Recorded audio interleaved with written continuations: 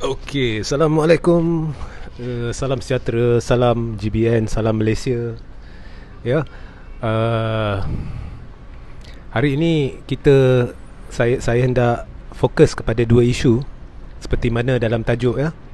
Okey, isu pertama adalah penafian UMNO dan PAS berkenaan dengan satu senarai calon-calon yang diwar-warkan di media sosial yang tular semalam di mana senarai ini kononnya adalah senarai calon-calon yang dipersetujui oleh UMNO dan PAS untuk bertanding di PRU 15 bawah tiket Perikatan Nasional ataupun Muafakat Nasional, saya tak pasti. Okey. Yang kedua adalah isu satu berita yang tular juga, di mana ada dakwaan seperti mana dulu kononnya Sabah nak tumbang. Percayalah, yang tu berita palsu. Sabah is not going to tumbang. Yang ini pula Pulau Pinang nak tumbang. Okey. Jadi dua ni saya akan sentuh.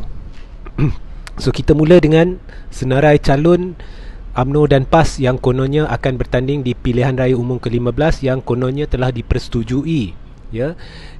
Bila dikatakan dipersetujui ni, saya tak faham lah maksudnya apa. Dipersetujui oleh Perikatan Nasional ke, dipersetujui oleh Muafakat Nasional ke, apa ke? Sebab Perikatan Nasional dan Muafakat Nasional kedua-duanya tidak merupakan parti-parti ataupun entiti-entiti yang berdaftar. Okey. So saya terima banyak mesej. Ada 2-3 yang saya jawab, tapi majoriti saya tak jawab lah. Saya terima banyak mesej peribadi, banyak, berlambak, dalam ratusan ada. Semuanya bertanyakan kepada saya, adakah yang ini sahih, tolong komen. Okey.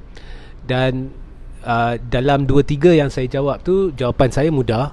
Saya takkan komen sebab kebanyakannya banyak kala terjadi isu di mana senarai-senarai sebegini akan muncul sebelum pilihan raya, tetapi ianya lazimnya adalah palsu.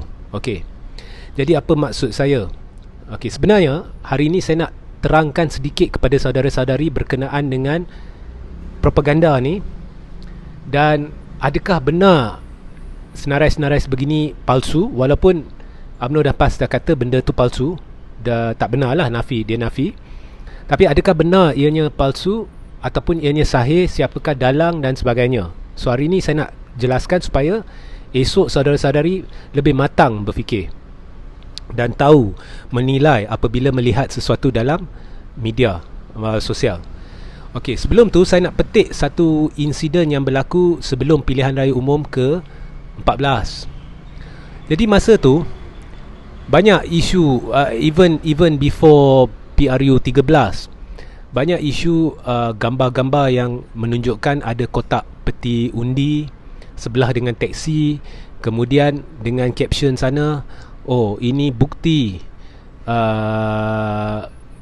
Barisan Nasional sedang membawa undi palsu, undi hantu, ya. Walhal gambar tu hanya satu teksi dan satu kotak undi yang siapa-siapa boleh buat.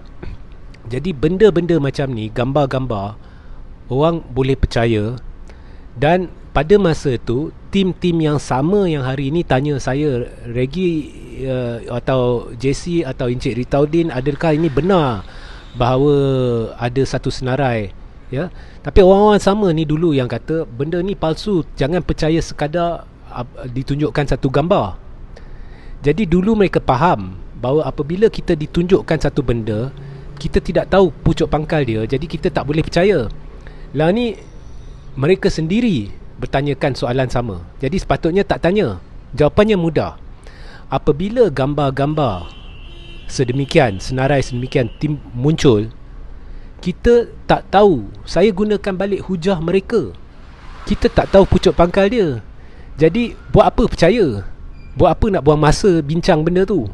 Okey. Itu satu. Sama lah macam pengundi Bangla, kononnya ada berapa ribu Bangla sampai ke KLIA dulu. Logistiknya kalau kita kira memang tak logik. Banyak beratus ribu bangla sampai dalam satu hari dalam KLIA. Okey. Tapi orang yang sama pula, dia mainkan satu lagi propaganda, kononnya beratus ribu warga Cina sampai ke KLIA. Mereka gunakan yang dulu kecam belah sana mainkan berita palsu, lah ni duk main berita palsu. Okey. So samalah 2 kali 5, 5 kali 2 lah. Trooper kat belah sana, trooper kat belah sini, semua 2 kali 5, 5 kali 2. Masing-masing sebenarnya menuduh antara satu sama lain yang situ tu pakar berita palsu, tapi lah ni dua-dua dah pakar berita palsu. Okey. Balik pada isu pencalonan PAS, ahli-ahli PAS dan UMNO dalam PRU15. Okey. Sebenarnya benda ni boleh jadi ditimbulkan oleh puak yang menentang PAS dan UMNO, dan boleh juga sebenarnya ditimbulkan oleh UMNO dan PAS sendiri. Mana satu yang betul saya tak tahu, kita tak tahu. Hanya orang yang timbulkan benda tu yang tahu. Tapi boleh jadi mana-mana satu. Jadi jangan mudah terpedaya. Okey. Andai kata benda ni ditimbulkan oleh UMNO dan PAS sendiri, mengapa dia buat? Kalau kita lihat senarai itu, dia adalah photoshot daripada satu nampak seolah-olah satu naskah atau buku kecil ataupun satu dokumen yang terperinci, di mana agihan kerusi itu telah diperhalusi dengan mendalam. Okay? Dan dia ambil screenshot tertentu dan dia tularkan. So nampak dia punya penulisan semua tertib, teratur, terperinci dan profesional. Adakah itu hanya untuk menimbulkan persepsi atau benar wujud satu dokumen sebegitu? Boleh jadi benda ni benar. Agihan kerusi itu sebenarnya benar. Lazimnya kalau contoh saya nak beri A dan B, iaitu senario di mana memang benar UMNO dan PAS sebenarnya dalang yang keluarkan dokumen ini, dan B ini adalah kerja pihak yang menentang UMNO dan PAS. So saya nak adil lah, saya nak bincang dua-dua. So mula saya mulakan dengan kemungkinan bahawa benda ni dicetuskan oleh UMNO dan PAS sendiri. Jadi mereka keluarkan dokumen ni, sebenarnya mereka lontar, mereka nak lihat reaksi daripada netizen, setuju tak setuju. Daripada reaksi itu mereka boleh dapatkan satu gambaran adakah senarai itu boleh diterima atau tidak. Kemudian kalau reaksi dia positif, mungkin mereka akan diamkan diri dan lama-lama kita akan lihat memang itulah senarai yang telah dipersetujui. Tapi kalau mereka lihat banyak kecaman, khususnya mereka lihat dah mula berlaku perpecahan, lepas tu ada puak-puak dari PPBM tak bersetuju dan sebagainya, mereka akan keluar dan nafi dan kata ini adalah berita palsu. Ya, sebab saya cakap demikian, kalau betul benda ni berita palsu, semalam dah keluar dalam statement dalam Facebook masing-masing tu, ramai pemimpin dah nafi dah. Tapi saya nampak ada lapse. Mereka senyap buat beberapa jam, okay, dalam pada benda tu tengah tular. Kemudian kita ada cara untuk periksa sumber-sumber di mana penularan ini bermula, dan nampaknya dia bermula daripada kumpulan-kumpulan penyokong UMNO dan PAS. Okey. Tapi untuk adil, saya juga nak beri senario di mana benda ni ditimbulkan oleh puak lawan. Jadi puak lawan mestilah ada banyak sebab. Contohnya kalau UMNO dan PAS dia timbulkan senarai yang kononnya adalah senarai Pakatan Harapan, dia mestilah melakukan sedemikian untuk menimbulkan kesangsian orang terhadap Pakatan Harapan. Mungkin mereka akan namakan orang pelik-pelik sebagai calon Perdana Menteri, kemudian orang pelik-pelik sebagai timbalan. Mereka nak timbulkan kacau bilau di kalangan puak lawan. Okey, mungkin mereka kata, oh ini sebenarnya telah dipersetujui antara DAP dengan Amanah dengan Mahathir tanpa pengetahuan Anwar. Okey, mereka nak lagakan. Begitu juga puak Pakatan, mungkin mereka nak lagakan Muhyiddin dengan PAS dan UMNO. Jadi mereka keluarkan senarai dan sebagainya lah. So ini taktik lazim. Jadi pokoknya apabila kita nampak satu senarai macam ni, sepatutnya saudara-saudari lebih matang. Jangan hirau, jangan buang masa. Kadang-kadang benda ni adalah juga diversion, two in one. Dia nak keluarkan benda ni sebagai diversion. Mungkin anda fokus kat benda ni dan anda tak fokus kat benda lain, iaitu fokus kat soalan-soalan yang lebih penting. Mengapa muafakat tak didaftarkan? Mengapa perikatan tak didaftarkan?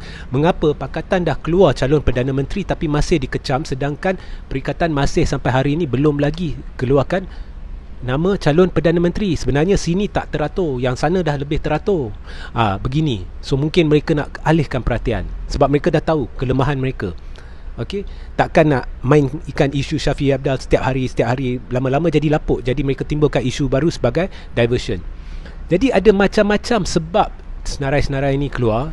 Jadi jangan peduli. Sebab itu saya beritahu kepada orang yang bertanya kepada saya. Saya kata mudah. Kalau benar inilah senarainya, UMNO dan PAS sudah pasti dah buat pengumuman rasmi. Dan fenomena dokumen bocor ni sebenarnya dia tak bocor. Kalau benda sebegini boleh bocor begitu senang, maknanya ia sengaja dibocorkan oleh pihak yang berkenaan. Jadi mungkin ini sengaja dibocorkan oleh orang-orang UMNO dan PAS seperti yang saya beritahu. Mungkin. Saya tak kata ya, saya tak kata tidak. Mungkin. Sebab ini memang lazim dilakukan sebagai salah satu strategi untuk dapatkan maklum balas daripada orang awam. Jadi mereka sengaja bocorkan untuk lihat reaksi. Sebab saya lihat lapse antara masa benda ni jadi tular dengan kenyataan-kenyataan penafian yang dikeluarkan tu agak lama. Okey? Kadang-kadang kita lihat pemimpin-pemimpin ni very efficient, dalam berapa minit atau sejam boleh dah keluar penafian. Yang ni lapse dia terlalu besar. Okey? So itulah, tak payah nak hiraukan senarai-senarai sebegini. Okey. Kedua, saya juga nak bincangkan berkenaan dengan so faham berkenaan dengan senarai ni. Kalau keluar senarai, please ignore. Okey, atau jangan tanya saya sebab buang masa. Sama macam Parti Reformasi Bersatu, orang tanya saya benar atau tidak. Sebenarnya dalam live semalam saya beri satu perspektif, dalam artikel yang saya tulis semalam juga saya beri lagi satu perspektif. Sebenarnya ada banyak perspektif. At the end of the day, kita tak tahu. Setahu saya itu adalah tidak benar dan tidak logik. Okey. So saya dah huraikan dalam live semalam satu perspektif, dan dalam penulisan saya satu lagi perspektif mengapa tidak logik jika benar ada rancangan untuk tubuhkan Parti Reformasi Bersatu. Okey, kalau ada apa-apa soalan berkenaan dengan isu ini, letak dalam ruang komen atau komen, tanya secara peribadi kepada saya, tapi jangan tanya kesahihan. Kesahihan ni mudah. Kita tunggu pengumuman rasmi. Tak ada pengumuman rasmi, buang masa bincang. Buang masa bincang. Kalau ada live lain nak bincangkan atau mereka buat dakwaan ianya betul, ianya salah, silakan dengar pandangan mereka. Sebab setahu saya tak ada orang yang boleh beri pandangan yang sahih melainkan kepimpinan parti-parti yang berkenaan, yang sehingga hari ini tidak beri pencerahan, satu apa pun pencerahan berkenaan dengan soalan-soalan yang saya tanyakan. Sedangkan kat belah sana walaupun dikecam tetapi dah beri penjelasan. Okey, inilah calon kita, ini. Sekurang-kurangnya setuju tak setuju tu cerita lain, tapi kita dah tahu sini zero. Okey. Alright. Okey, itu satu. Kemudian sebelum saya lanjutkan, saya juga nak sentuh sedikit berkenaan dengan isu pilihan raya. Okey, sebab senarai ini dah keluar, jadi kita nak cerita berkenaan dengan PRU 15. Saya dah berulang kali kata dan saya kata lagi sekali lah, elok parlimen dibubarkan sebab nampak benda ni bercelaru dan nampak sudah sampai masanya lah. Kalau boleh tak payah pun parlimen bersidang, bubar terus, kita masuk pilihan raya. Okey, saya rasa rakyat pun dah nak pilih lah siapa yang mereka lebih okey, kita berilah mandat kepada rakyat untuk tentukan siapa yang bakal memimpin negara. Okey, kalau dapat kat perikatan-perikatan lah, kalau dapat kat dia ni lah, kalau dapat kat dia tu lah. Tapi apa pun bubar parlimen. Sebab sebelum PRU 14, sebelum langkah Sheraton, benda ni memang diwar-warkan oleh tim A, bubar.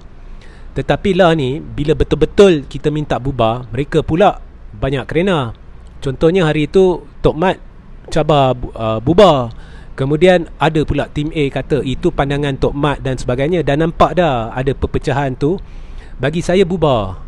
Saya rasa kalau majoriti yang dengar ni pun setuju. Dan kalau setuju, nyatakan dalam ruang komen setuju, bubar. Nyatakan, biar kita lihat berapa ramai yang setuju. Kalau boleh ramai-ramai. Kalau setuju, cakap setuju. Kalau tak setuju, cakap tak setuju. Setuju tak setuju, bubar cukup. Tak payah komen panjang-panjang dan sebagainya. Saya tak pernah halang orang yang tak bersetuju dengan saya. Cuma yang menghina ataupun trooper ni, yang berniat tak betul, itu yang saya buang. Okey. Jadi komen ramai-ramai. Setuju tak setuju, parlimen dibubarkan dengan kadar segera agar kita boleh masuk pilihan raya. Okey. Dan sebelum saya sambung, lagi satu, PRK Cini. PRK Cini akan berlangsung pada 4 Julai dan saya kekal. Bagi saya, untuk PRK Cini, sokongan saya adalah kepada calon kuasa ketiga. Saya fix kat sana. Okey.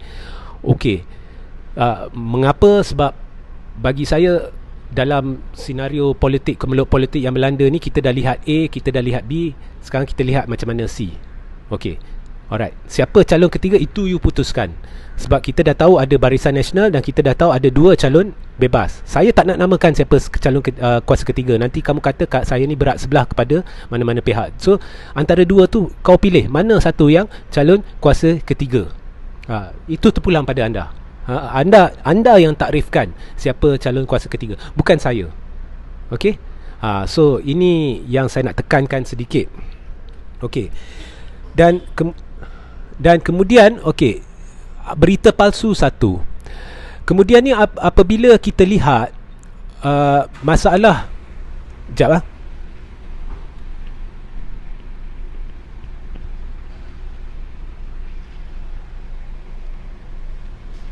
Okey. Berita palsu satu. Kemudian apabila kita lihat dalam politik kita hari ini, kita ada isu yang bersangkut paut dengan penamaan calon Perdana Menteri. Okey.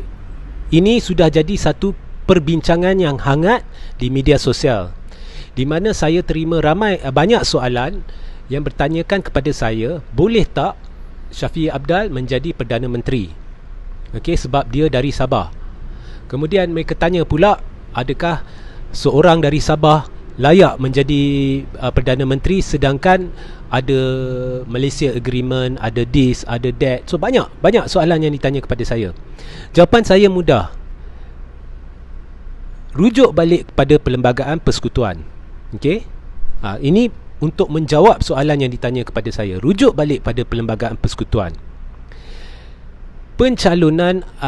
Pelantikan Perdana Menteri adalah berdasarkan keahlian dalam Dewan Rakyat dan Dewan Rakyat sahaja. Maknanya apabila seseorang itu dipilih oleh rakyat untuk mewakili rakyat di dalam Dewan Rakyat, sebab rakyat hanya pilih wakil mereka, iaitu wakil rakyat, ke dalam Dewan Rakyat. Kemudian apabila individu tersebut, tak kira dari negeri mana, tak kira dari parti mana, asalkan dia mendapat majoriti sokongan 112 atau lebih ahli-ahli dewan, okey, rakyat, untuk menjadi Perdana Menteri, maka dia layak untuk menjadi Perdana Menteri. Akhirnya keputusan akan terletak pada tangan Yang di-Pertuan Agong, yang pada hemat baginda, jika orang ini boleh mendapat keyakinan majoriti ahli dewan, maka dia boleh mengambil jawatan ataupun diangkat menjadi Perdana Menteri. Dan kemudian apabila dia diangkat menjadi Perdana Menteri, individu berkenaan pula akan menasihati Yang di-Pertuan Agong atas pencalonan ataupun pelantikan ahli-ahli jemaah menteri. Itu prosedur dia, itu menurut perlembagaan. Jadi there is no question dia dari Sabah, dia dari Selangor, dia dari Sarawak, dia dari mana, dia dari parti mana. Itu semua tak timbul. Jadi jangan tanya mengapa Shafie layak ke tidak. Ini untuk menjawab soalan, adakah boleh kita ada Perdana Menteri dari Malaysia Timur. Pokoknya rujuk balik perlembagaan dan memang jelas boleh. Okay, so itu jangan dijadikan isu. Itu jangan dijadikan isu. There is no issue. Bila tak ada isu, jangan dijadikan isu. Baik. Okey. Kemudian berita palsu yang kedua adalah Penang nak jatuh. Okey, sebelum ni ada ura-ura Sabah nak jatuh. Now kita tahu sebenarnya ura-ura itu ditimbulkan untuk menimbulkan persepsi. Sebab apabila ditimbulkan persepsi, ianya akan mengelirukan ahli adun-adun. Apabila adun-adun keliru, mereka akan ataupun harapannya adalah adun akan beralih dan Sabah boleh digenggam oleh pihak yang ingin menakluki Sabah. Hakikatnya pihak ni sebenarnya tahu Sabah, parti warisan dalam Sabah ni cukup kuat dari segi pegangan dia kepada kerajaan. Jadi Sabah takkan tumbang, tapi persepsi ditimbulkan. Okey. Begitu jugalah ni persepsi ditimbulkan bahawa Pulau Pinang akan tumbang. Sebenarnya Pulau Pinang ni dia ada 33 kerusi Pakatan Harapan daripada 40 kerusi. Yang dah lompat tu dah lompat dah. Yang dua dipecat daripada PKR dan sebagainya. Okey. Tapi masih ada 33. Daripada 33 tu 19 DAP. 2 amanah. Amanah campur DAP ni dah 21, dah majoriti. Tambah pula dengan 12 lagi baki dari PKR. Yang saya faham, separuh daripada PKR tu memang tegar dengan Anwar. Yang separuh lagi tu duduk atas pagar. Jadi kesimpulannya, kalau kamu faham sentimen Melayu dengan Cina di Pulau Pinang yang completely, totally berbeza daripada negeri-negeri lain yang saya faham, sebab saya duduk di Pulau Pinang 25 tahun dulu. Kalau kamu betul-betul faham, is impossible nak tumbangkan. Tetapi benda ni ditimbulkan. Jadi ia jadi bahan perbualan dalam media sosial sehingga orang membuang masa membincangkan perkara itu, berdoa agar Pulau Pinang jatuh. Walhal sebenarnya benda ni ditimbulkan, nombor satu, untuk alihkan perhatian daripada kemelut yang berlaku di dalam Perikatan Nasional. Nombor dua, ianya juga dengan harapan untuk cuba mempengaruhi adun-adun agar mungkin boleh jadi situasi di mana lebih dari 12 akan lompat. But percayalah, saya tahu Pulau Pinang, masyarakat Melayu Pulau Pinang, Cina Pulau Pinang is impossible. Okay.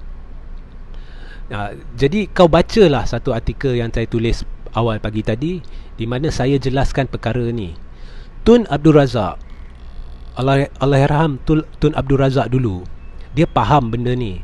Sebab itu pada tahun 1969, apabila Parti Gerakan yang baru lagi, Parti Gerakan ni dia wujud pada tahun 1968, tiba-tiba dalam pilihan raya umum 1969, dengan menggunakan dana yang kecil sahaja, dia sapu Pulau Pinang, dia ambil alih Pulau Pinang. Okey. Dan pada masa tu Parti Gerakan lebih multiracial berbanding dengan sekarang. Sekarang nampak lebih pro-Cina. Dulu lebih multiracial, dia sapu Pulau Pinang pada pilihan raya umum tahun 1969. Dan itulah pilihan raya di mana baris Parti Perikatan pada masa tu tidak mampu kekalkan majoriti 2/3. Jadi banyak sebab gerakan pegang Pulau Pinang. Salah satu sebab utama adalah pada masa tu gerakan menjadi parti kuasa ketiga. Sebabnya pada masa tu rakyat dah lalui pentadbiran British. Lepas tu dia dah lalui pentadbiran Tunku Abdul Rahman. Kemudian dia lihat mula-mula masa British nak serah kuasa kepada orang tempatan, ada juga ketakutan sama ada orang tempatan ni boleh tak mentadbir negara. Tapi bila orang nampak sama saja, kita pun boleh mentadbir sama macam British tak perlu dan sebagainya kan. Jadi orang sanggup ambil risiko. Jadi bila muncul parti kuasa ketiga di mana ada ikon-ikon besar seperti Syed Naqib Al-Atas yang terlibat dengan gerakan, Syed Hussein Al-Atas, bekas Presiden MCA yang masuk gerakan dan mengetuai gerakan. Jadi benda tu jadi kuasa ketiga, bukan sebab individu-individu dalam gerakan ni semua muka baru, tak. Yang ada bekas Presiden MCA, tapi sebab branding mereka baru, perkumpulan mereka baru, mereka jadi kuasa ketiga dan mereka sapu Pulau Pinang. Jadi Tun Abdul Razak dia faham sentimen Cina dengan Melayu di Pulau Pinang jauh berbeza dari negeri-negeri lain, percayalah. Okey. Jadi apa dia buat? Dia tak pernah cuba untuk ganggu gugat kerajaan Pulau Pinang. Dia pergi dan dia tahu tak boleh. Dia tahu tak boleh. Bila China dan India, China khususnya di Pulau Pinang dah buat keputusan nak beralih ke satu-satu pihak tu, dia akan mengambil masa berdekad-dekad sebelum anda boleh mempengaruhi China untuk pergi ke hala lain. Begitu juga majoriti, bukan semua tapi majoriti Melayu Pulau Pinang, kelompok-kelompok Melayu.